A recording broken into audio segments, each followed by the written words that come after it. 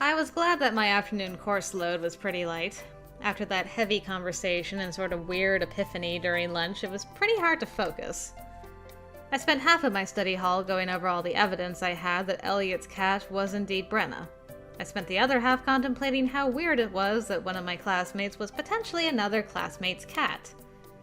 Then I spent my free period trying to work out how to ask Ewan if Brenna was Elliot's cat and if they'd been watching over me and did he know about the sleepwalking? Did he know why I was sleepwalking? And why, if he knew all those things, wouldn't they just talk to me about what was going on? And what was with fairies and all the damn secrecy about everything? Yes, Nora, what is it about fairies and all their damn secrecy about everything? Squint. Was it just one of the weird compulsions Allie mentioned, or did they have a reason for keeping me in the dark? Or did they not know, and were they just being generous and looking out for me because I was some kind of idiotic fairy newbie who couldn't watch her own back? I had no idea. I wanted to talk to him about it so badly. I didn't even know where to begin. But I was pretty glad when school was over, even though it just meant another hour in the club ruminating over it all, as if thinking super hard about it would somehow help me figure out what was going on. I finally got fed up sitting there by myself and decided to just go outside and get some fresh air. In the end, I was just going to have to talk to Ewan about it. Brenna probably wouldn't answer me, even if I somehow cornered her. And I don't know, blurting out a question about whether she was someone's pet seemed like a really good way to get my eyes clawed out either way. I flopped on the front steps of the school and laid back, staring up at the sky. What did it matter anyway? The most likely scenario, even if that cat was Brenna, was that she was just lurking around by coincidence and happened to see me. She didn't exactly seem like a charitable angel, but she was clearly more complicated a person than I'd realized. And wasn't that the first thing I'd read about fairies? They were mercurial. For all I knew, she was just helping me on a whim. And Ewan had helped me a few times too, but wasn't that just because we were classmates? There didn't have to be deep meaning to it. I felt myself being lulled to sleep by the warm sun and the sound of wind through the trees. I kinda didn't want to move, but at the back of my head I knew that it would be stupid to sleep out here. I opened my eyes and forced myself to sit up. The first thing I noticed when I sat up was the dark figure leaning against a tree on the far side of the parking lot. I wasn't even surprised to see him standing there watching me. Yes, go talk to Ewan? We want to do that anyway? Well, now was as good a time as any to see what the heck those three were up to. I stood and brushed myself off before shouldering my bag and heading his way. To his credit, he waited for me. I half expected him to try to pull a Brenna-type disappearing act. But no, I made it all the way to him where we just stood looking at each other awkwardly. Were you sleeping? I wasn't asleep, just thinking. How long were you standing here watching? He shifted awkwardly. Not that long. I saw you and wasn't sure what you were doing, that's all. You could have come over to say hi. If you were sleeping, I thought it was better just to keep an eye on you. I don't need people keeping an eye on me from a distance. If you're sleeping in the school parking lot, you might. Very funny. I wasn't sleeping. Where's your ride? Not back yet. Want me to take you home? I mulled it over for a second, then pulled out my phone. Just let me tell Allie. Hey, Ewan is taking me home. Again? He offered. Ooh. Please.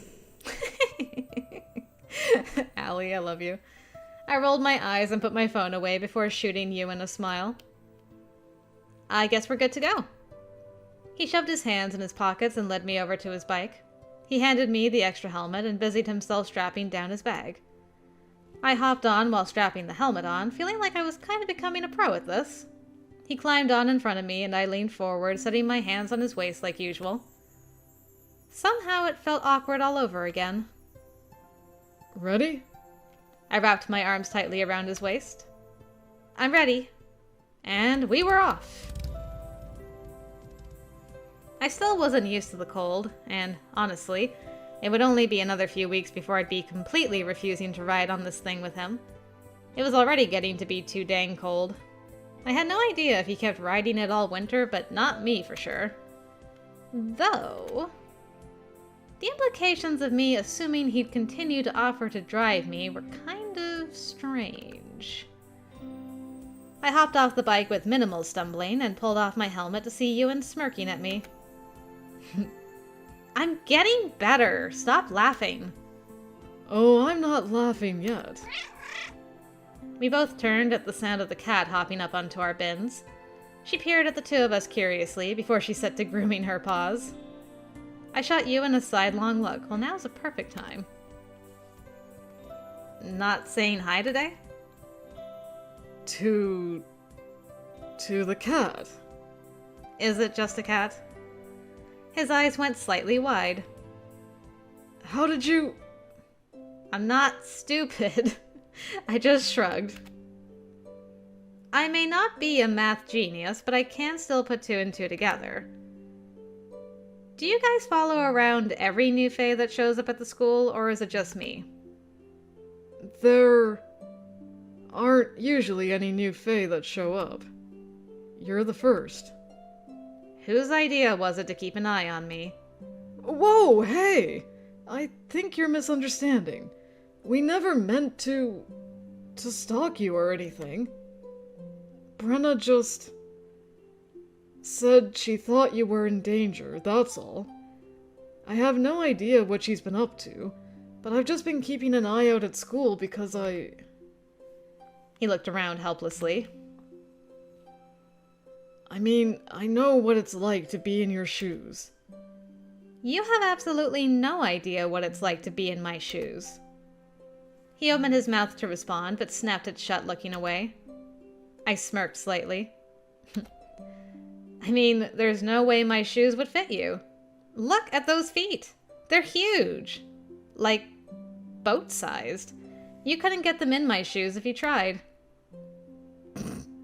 You just... It's true. The smile was still playing on his lips when he gave me an earnest, slightly worried look. You aren't mad, then? I leaned against his bike. How can I be mad? I mean, it's weird feeling like people are watching me or following me around. But Brenna's helped me out several times already. That thing where you go out at night? Yeah, I figured you knew about that by now. You've helped me out a few times too. I mean, that morning with Spencer and everything. And then that weird thing with Kara. Look, I'm not mad. But just like today, why stay at a distance and watch me without saying anything? It feels weird. Just come talk to me about it. I'd feel a lot less weird about it if you guys weren't being so secretive. If you're worried about me, tell me. If you know what's going on, tell me. If I'm really one of you, stop treating me like an outsider. I didn't intend to make you feel that way. I just didn't want you to feel like this all was going to have some sort of inevitable bad end for you. Says the boy with the most bad ends. Boy. You're not like me. Your situation isn't going to end up like mine. I didn't know how to respond to that. It wasn't like his situation was the end of the world, but how could I say that without trivializing what he went through? Mom! Tell me what you think of this boy! Please! I've been waiting! And that was when my charming mother made her entrance. The front door opened and she stepped onto the porch, waving happily. Oh Lord, I didn't realize she was home. Nora? Ewan, I'm telling you this as a friend. You should definitely run. What? Mom came toward us with a smile that most certainly meant trouble. Who is this? That nice boy that keeps giving you a ride? She's already got him blushing. Nice boy. Well, the nice part is still up for debate, but he has given me a ride a few times. Nora, honestly! What? You can see how much weather? I was gonna say whether he's leering. Ugh. Dyslexia. Let's try that again, shall we? What? You can see how much leather he's wearing. It definitely casts a dubious light on his niceness level. She rolled her eyes at me and held out a hand to Ewan. Anyone who can put up with this bratty child definitely must be nice. Ewan was snickering softly. Anyway, he was just leaving. So soon? Why don't you come in and have a snack? I love meeting Nora and Spencer's friends. Mom, a snack? We're not in elementary school. Ewan was giving me a sort of amused smile that I was desperately trying to ignore. All I want more than anything is for Nora's mom and Ewan's dad to meet. And just be amazing together. That's all I want. Then come in for a cup of hot chocolate. I'm sure it's cold on that motorcycle of yours. Look, your hands are completely freezing. Why don't you come inside and warm up a little before driving home? Mom, no, stop. He doesn't want to come inside. How do you know? He hasn't answered yet. She gave me a completely innocent smile that I wasn't buying for a minute. I know what you're doing. Just stop. I'd love to, but I really have to. Nonsense. It's just for a few minutes. Just long enough to warm you up a little. Poor Ewan. She took his arm and started pulling him toward the house. Oh no. She captured him. He shot me a helpless look as she pushed him toward the front door. Silently panic. Why would that be me? I mean, I would love for you to stay. Truth be told. I won't answer. If you want to go, say now or forever hold your peace, but I don't mind you staying.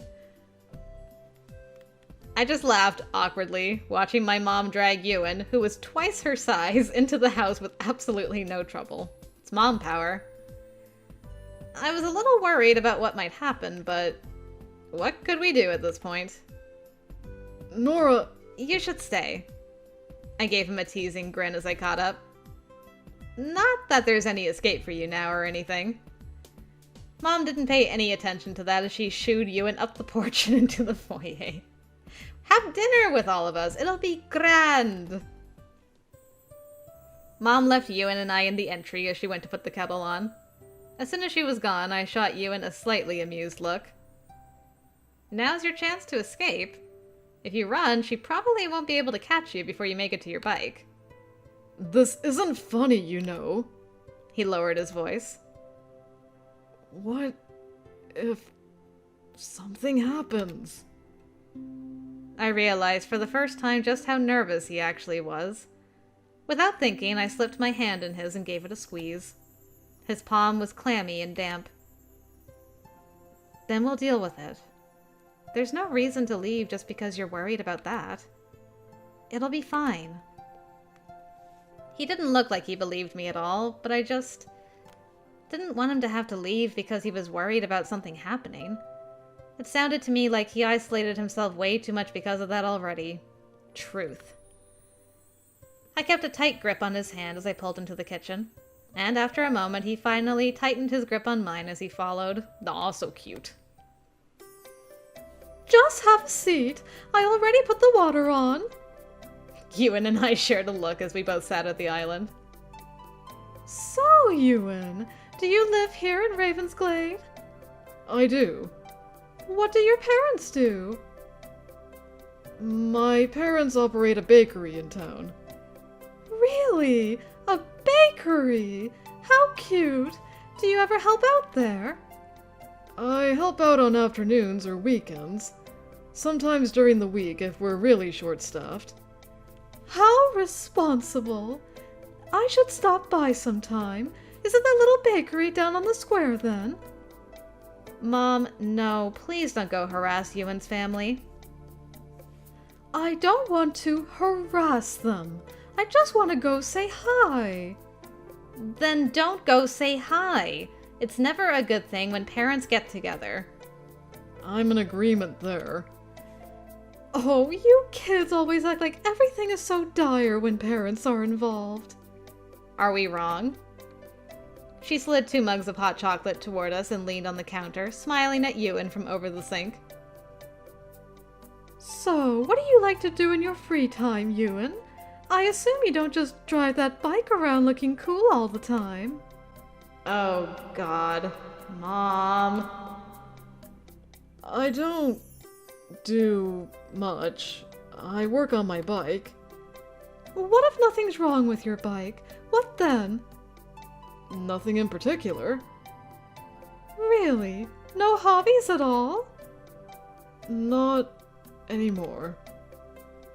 I glanced his way, frowning slightly at that catch in his voice. Mom, Ewan's in the same club as Allie and me. I wanted to try to rescue him from her interrogation. Somehow, the mood had dropped a little, as it usually seemed to when someone touched on something that might have to do with his unique ability and current situation. Oh? Have you always been interested in the paranormal? Ewan looked up sharply. No, not really. I don't like it all that much at all, actually.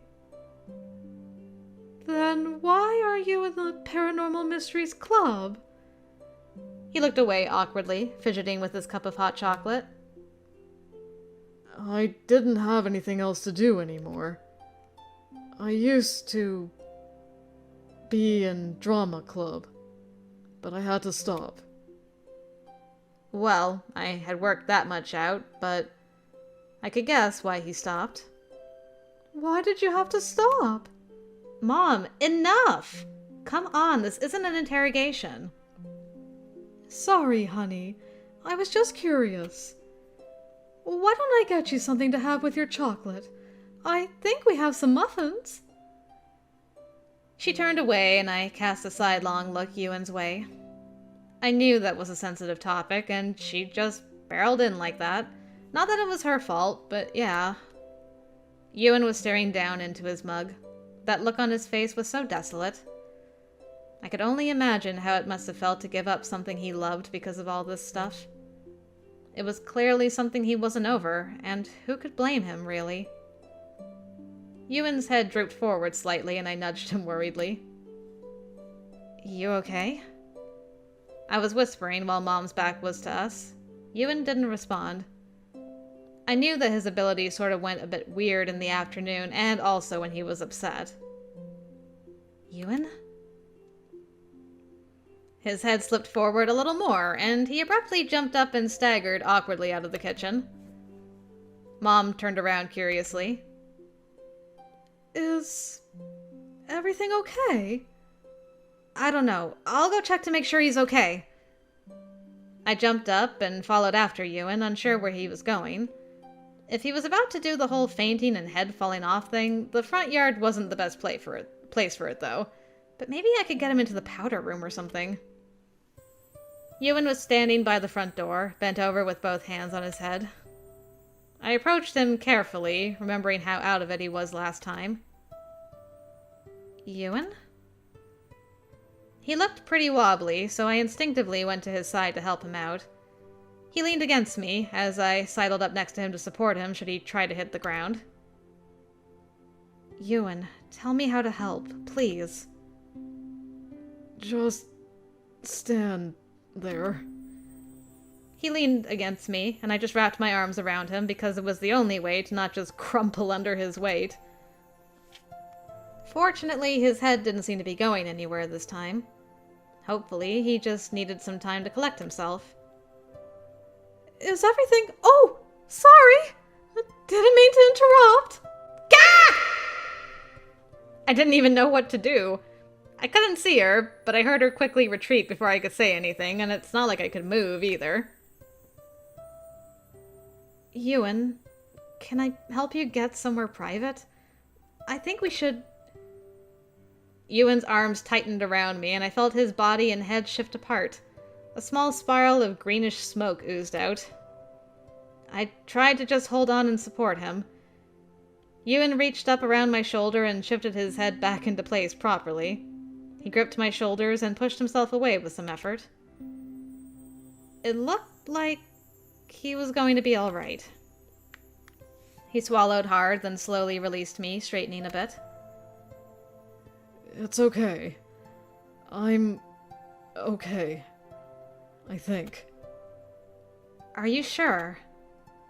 I should go, though. Just in case. Don't want your mom to... Are you sure you can drive like that? I'll be okay. I should leave before your mom comes back. Okay. I glanced over at my shoulder and quietly opened the door to let him out. I hate this. I hate being Faye. I hate how it ruins everything. He stepped through the door and started away, but I grabbed his hand to stop him. He looked back at me with surprise, still looking a bit pale. You should come back sometime. His eyes went a little wide. I mean, whenever it's convenient or whatever, but you definitely should. A little bit of color flooded back into his face. I'll try. Well, he didn't say no. I watched him turn away and hurry out to his bike. I glanced behind me, then quickly darted off the porch. Ewan! He shot me a questioning look just as he was about to put his helmet on. I gave him a teasing smile. Don't forget those bungee strap things! He rolled his eyes, but I caught sight of a small smile creeping onto his face before he pulled the helmet on. Good job, Nora. I watched him go, hoping he'd be able to make it home okay. I didn't know how long that wooziness lasted. Clearly not that long. I mean, I'd seen him walking around without the head before, too, so he obviously recovered his wits pretty quickly under most circumstances. I felt a little bad he had to leave so suddenly like that, but at least we avoided a crisis there. I sighed and finally went back inside to make up a story about why he had to leave early to my very amused mom. And then I spent the rest of the evening avoiding questions about that hug she'd walked in on. Yes. Chapter 5, Fairy Forest Bakery. Are we finally going to run into Dad again? 5 chapters. Whoa! How did we get out here? This is the first time the bane hasn't worked. I awoke from a dead sleep, standing in the middle of the woods. For a long moment, I stood stock still while I tried to work out what was going on. Why am I outside? I had definitely put my barrier down. Did it not work? But also, what woke me up just then? I thought I heard... Nora! Oh. I whirled around at the sound of my name and was instantly enveloped in a hug? What? Thank God. I wasn't sure it was you. What does that mean? And geez, it was cold out. What's going on? Ewan pulled away, looking down at me worriedly. Are you okay? I think so. I'm still a bit, I was still trying to work out exactly how I'd managed to get out again. I didn't remember anything from the sleepwalking this time. No weird voices, no feelings of wanting to get somewhere, nothing. Are we dreaming? I shivered, rubbing my arms. So, I guess this is you keeping an eye on me again? Well, I was just worried. I know you said Brenna has been helping, but... Here, take this first. All right! I've been wondering what you look like without that jacket. Man, the black on black... Oh, that shirt! Ugh! It's got little thumb holes and things. Looks so good. He shrugged out of his jacket and handed it over. I slipped into it gratefully, but he immediately broke into laughter. Yeah, I know, I could wrap 3 of me in it. Bleh.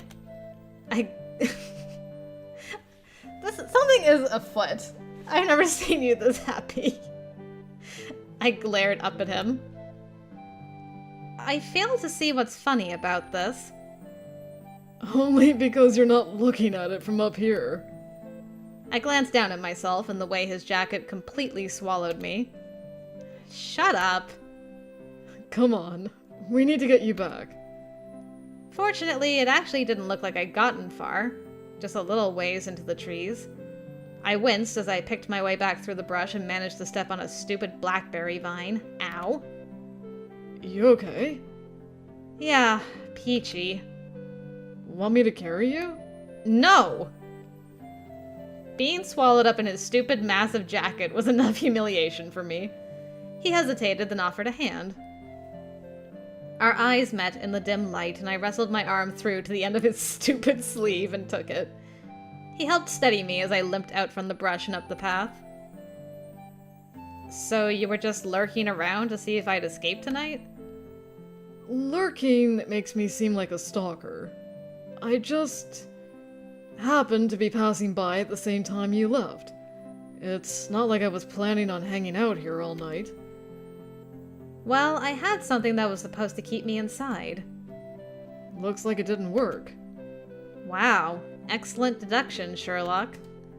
Elementary, my dear Watson. Cute.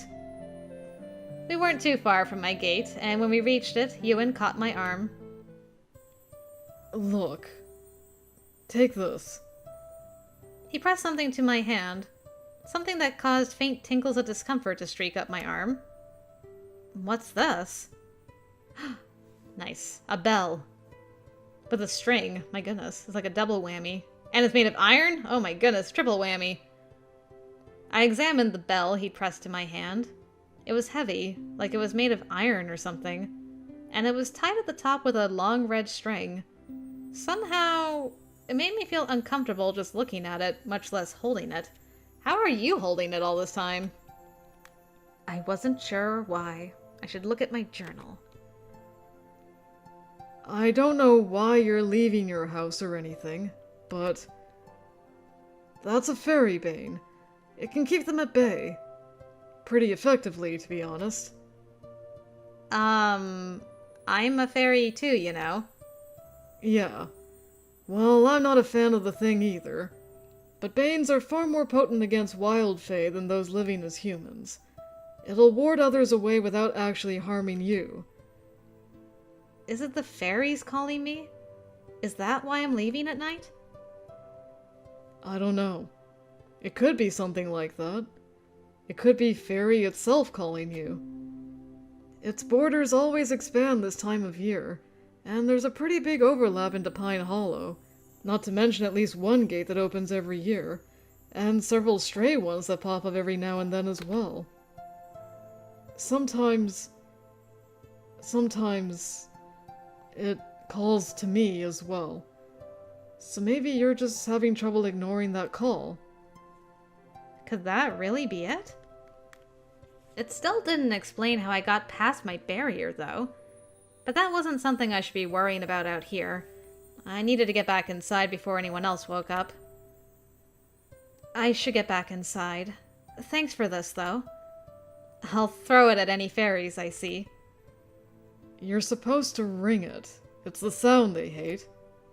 Aw. Looks like it would do more damage if it hit them in the face. Only if you've got good aim. I'll have you know my aim is impeccable, sir. Uh-huh. Don't make me prove it. Weren't you going back inside? Coward. Oh yes, because you're so terrifying. I unlatched the gate and made a face at him. I can be. Ewan suddenly reached out and caught my hand again, leaning close. My face went a little hot. Before I let you go. He looked over his shoulder as if he expected someone to be eavesdropping. I know it seems like Brenna is looking out for you, but be careful about trusting her. She may seem like she's trying to help, but even I don't know what she's really up to. Part of the reason I'm here is because I wanted to see what was really going on. She never tells anyone the whole story. You don't trust her? I trust her as much as I trust any Fae, which is to say, not much. She's a friend of my father's. I don't know anything else about her, including why she's so interested in you. Brenna's a friend of your dad's. That I was not expecting. A friend of his father's? Interesting. Please be careful. I am trying. I know. Thank you for watching out for me. I just know what it's like to be in that position. That's all. It made me sad to think it was just some sort of sense of obligation that drove him to come check on me. And that frustrated me. It's not like I wanted him to come over to check on me at all. But if he was going to, I guess I wanted the reason to be different. Or something. I don't know. I was too tired and cold to analyze my stupid girly feelings at this hour. Girl, put that on a shirt. I'll wear it every night. And Nora? Yeah? Can I have my jacket back? Oh! Yeah, sorry. I slipped out of the jacket and handed it over. He shot me a crooked smile I could barely see in the moonlight. Good night. Do me a favor and stay inside this time. I'll try. I quietly stole across the backyard and turned back to wave. Ewan returned the gesture, then disappeared back down the hill. I went inside quietly and shut the door behind me. I quickly cleaned off my feet, then crept upstairs to my room, wondering what to do now that the barrier wasn't working. Ugh, I was too tired to think about that now. Like, did Spencer maybe erase our barrier? It's still there. I set a foot down in my doorway and jerked it back with a loud hiss. That burned! What? So the barrier was still there? I tried to cross the door again, but to no avail. There was definitely a freaking barrier keeping me out. I looked down the hall. Spencer's room? Don't tell me I'd gone out through there. There was no way. He was such a light sleeper, he'd definitely have woken up. But I couldn't think of another way. I mean, he hasn't been sleeping well, so maybe Rule just took a chance. I cast a worried look over my shoulder, then tiptoed to his room. The door was slightly ajar, enough to let me peek in. He was gone? What? I was so distracted I almost didn't hear the footsteps coming up the stairs. Shoot! I scurried into Spencer's room, through the bathroom, and into my room as quietly as I could. I stood just inside the door, breathing quietly, straining to hear the soft footsteps. They went straight to Spencer's room and inside. What was he doing up? Moments later, I heard the soft creak of his bed. I stood there a second longer before returning to my own, more confused than ever. What on earth was happening?